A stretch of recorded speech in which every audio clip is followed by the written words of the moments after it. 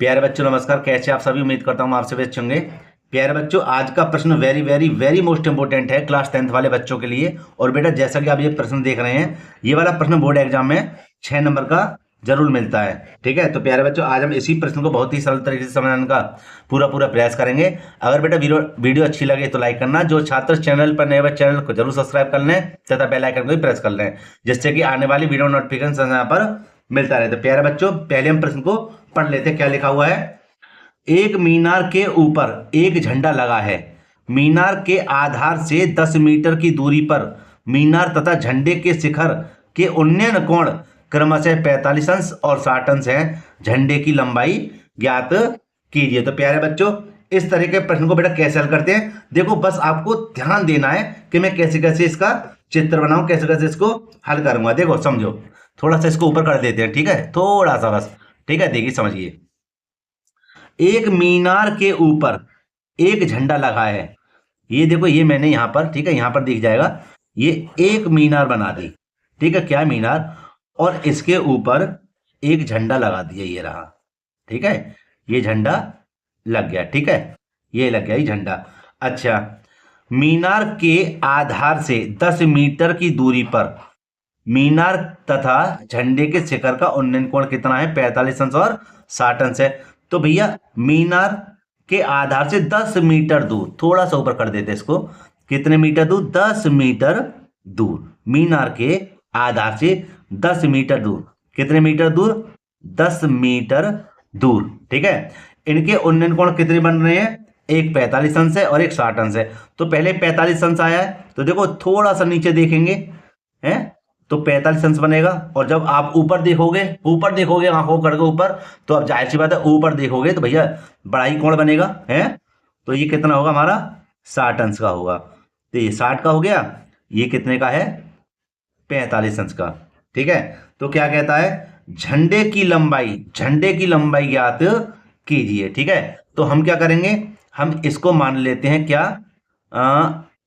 X, और इसको मान लेते हैं एच। ठीक है, तो देखो बेटा कैसे इसको हल करेंगे।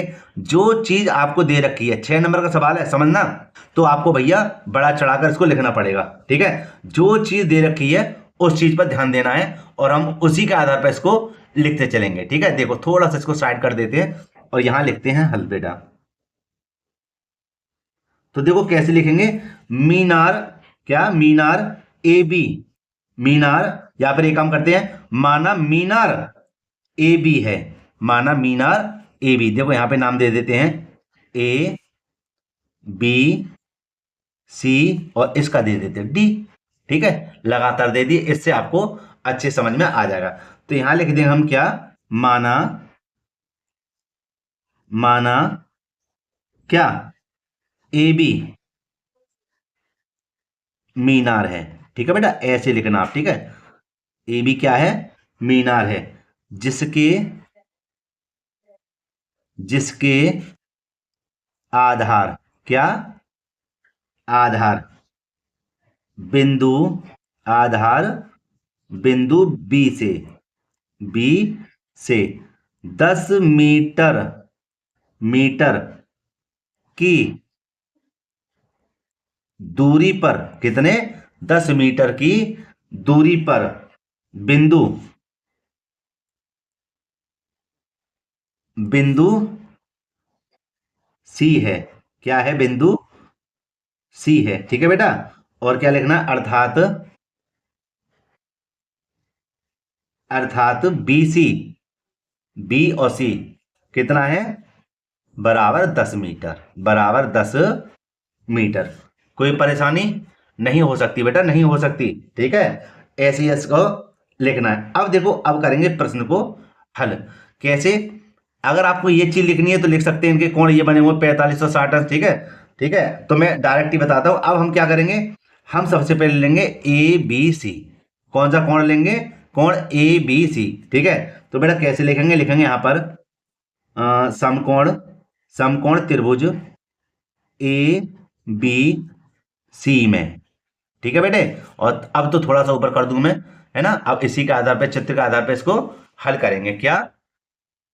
ए बी देखो ध्यान से समझना, जिसकी बात चले उस पर ध्यान देना। इसकी बात चल रही है, इसकी बात चल रही है, ठीक है, यहाँ पे ध्यान नहीं देना है, ठीक है। इन दोनों की बात चल रही है। तो देखो ए बी बट्टे बी सी माने लंब, लंब बट्टे आधार है। लंब बट्टे आधार क्या होता है? टेन थीटा है। तो कैसे लिखेंगे? ए बी बट्टे बी सी बराबर टेन थीटा, और थीटा हमारा कितना है? 45 अंश है। कितना है? 45 अंश। तो प्यारे बच्चों यहाँ देखना, ए बी का मान कितना है? एक्स, और बी सी का मान बेटा कितना है? 10 है, 10। और टेन 45 मान कितना होता है? 1 होता ना, 1। बट्टे में 1 लगा देंगे। यहाँ पर क्रॉस मल्टीप्लाई करेंगे तो x बराबर मतलब x एकम x रहेगा, 10 एकम 10 आ जाएगा बेटा, ठीक है।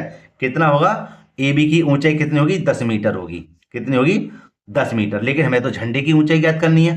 किसकी ऊंचाई ज्ञात करनी है?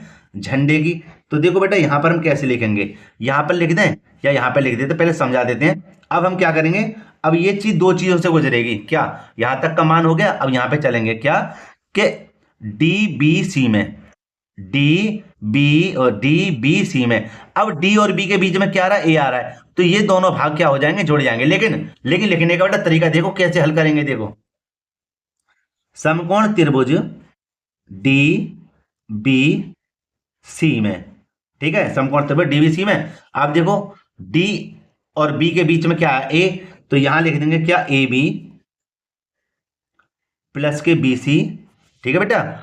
और यहां पर हमारा क्या हो जाएगा? सॉरी, ये देखो थोड़ी सी गलती होगी। क्या गलती होगी? है, चित्र नहीं दिखा मुझे कि ए डी और बट्टे में ए बी कर देंगे, और सॉरी प्लस में ए बी कर देंगे। क्या करेंगे? ए डी और प्लस में क्या करेंगे? A B. क्या करेंगे? ए बी, ठीक है। थोड़ी सी यहाँ पर मैं इसको काट दूं, ठीक है, थोड़ा सा इसको काट ही देते हैं। अब देखो यहाँ लिख देते हैं क्या कि ए डी प्लस के ए बी, ठीक है, ये रहेगा। और बट्टे में क्या है? B C. तो देखना यहाँ पे ध्यान देना, ये भी देखो पूरा पूरा लंब बनेगा, लंब बट्टे आधार है। तो क्या रहेगा हमारा? Tan theta. कितना रहेगा? Tan theta. टेन थीटा, और थीटा हमारा इस समय क्या है? 60 अंश। कितना अंश है बेटा? 60 अंश, ठीक है। 45 का सवाल कर दिया, 60 अंश लिखेंगे यहाँ पर, यहाँ लिख देंगे 60 अंश, ठीक है। टेन 60। अच्छा जी, सरल कर देते हैं। ए डी का माने झंडे की जो ऊंचाई थी कितनी थी? एच। और ए बी हमारा क्या था? एक्स। लेकिन अब तो ए बी का मान मेरा आ गया कितना? 10। भाई अब तो 10 आ गया, तो सीधे सीधे मैं 10 लिख दूं, है? क्यों बढ़ाऊं इसको, वीडियो को? और बी सी का मान कितना? बी सी का भी मान हमारा 10 ही आया, तो बी सी के स्थान पे भी 10 लिख देंगे, ठीक है। बराबर टेन 60 का मान बेटा क्या होता है? अंडर 3 होता है। कितना होता है? अंडर 3, ठीक है। अच्छा, अब इसको आगे हल कर लेते हैं। तो बेटा यहां पर हम करेंगे क्रॉस मल्टीप्लाई। क्या करेंगे? Cross multiply. तो थोड़ा सा मैं इसको अलग हल करता हूं। देखो प्यारे बच्चों, यहाँ पे देखो बेटा क्या कि हम ए की गुणा जब इधर करेंगे तो क्या हो जाएगा? एच प्लस के 10 बराबर 10 की गुणा इधर करेंगे तो क्या हो जाएगा? 10 अंडर 3, ठीक है। अच्छा जी, और सरल करते हैं कि संख्या एक तरफ है और एच वाले वहीं पर रहने दो। एच बराबर हो जाएगा 10 अंडर 3, और बेटा इसको इधर भेजेंगे तो माइनस का हो जाएगा 10, ठीक है। ये हो गया जी हमारा। अच्छा, इसको सरल कर देते हैं क्या कि h बराबर कितना? h बराबर ऊपर कर लेते हैं इसको, है ना, और इसको हटा देते बेटा, ठीक है। यहाँ देखिए h बराबर हमारा क्या हो जाएगा? हमारा देखो दोनों में क्या कॉमन है? 10 कॉमन है। क्या कॉमन है? 10। 10 को ले लेंगे बाहर, और क्या बचेगा हमारा? अंडर 3 माइनस के 10 एकम 10। और बेटे यही हमारा क्या होगा? आंसर होगा। अगर संख्या माने पूरी अगर इसको हल करना चाहें तो आप यहाँ पे लिख सकते हैं 10 कोष्टक में 1.732 माइनस का 1, ठीक है। और h बराबर 10 गुणा, देखना यहाँ पे इसको घटाएंगे तो हमारा आएगा 0 पॉइंट कितना आएगा? 0.732, ठीक है। अच्छा जी, अब हम करेंगे 10 की इधर गुणा।